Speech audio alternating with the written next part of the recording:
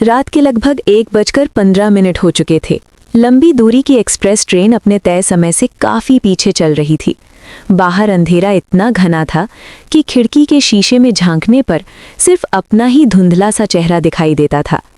Train ऐसे इलाकों से गुजर रही थी जहां मोबाइल नेटवर्क, इंसानों की आवाज़ और रोशनी सब बहुत पीछे छूट चुके थे।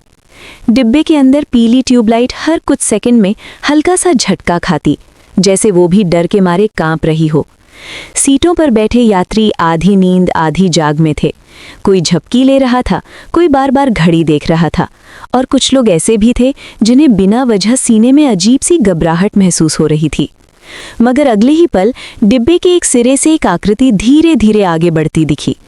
एक आदमी, कंधे पर पुराना झोला, हाथ में कटोरा, चाल इतनी चिकनी कि लगता था वो चल नहीं रहा बल्कि फर्श पर फिसल रहा हो। उसका चेहरा पीला था, जैसे महीनों से उसने सूरज नहीं देखा हो, और आंखें खुली थीं मगर उनमें कोई इंसानी चमक नहीं थी।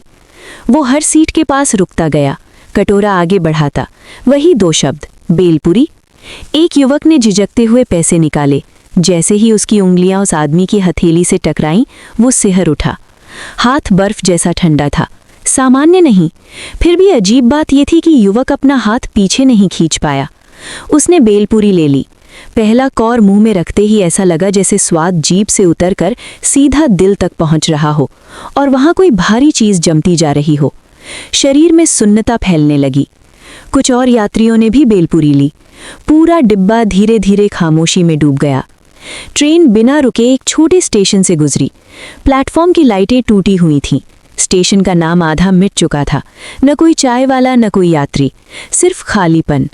तभी वही आवाज फिर आई, बेलपुरी, आखिरी बेलपुरी।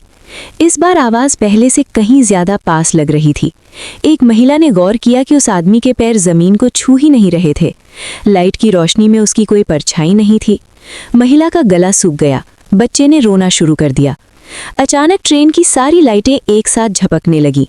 हवा में अजीब सी ठंड भर गई। खिड़कियों पर धुंध जमने लगी और उसी धुंध के भीतर जैसे कोई तस्वीर बनने लगी हो। दिन का वक्त, वही स्टेशन, वही ट्रेन। भीड़ ज्यादा थी। एक जवान लड़का बेलपुरी बेच रहा था।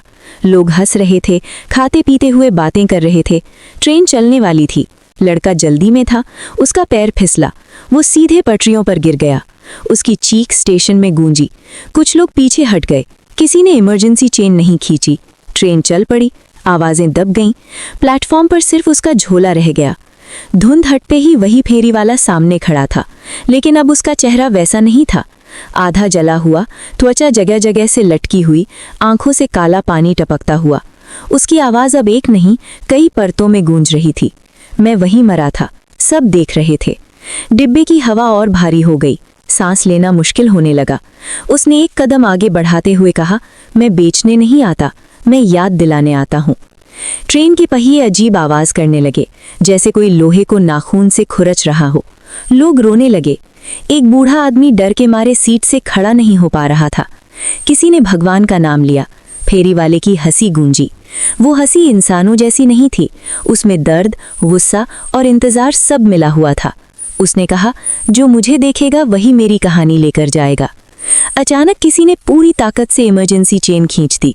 ट्रेन तेज झटके के साथ रुकी। पूरा डिब्बा हिल गया। कुछ लोग गिर पड़े। लाइटें स्थिर हो गईं।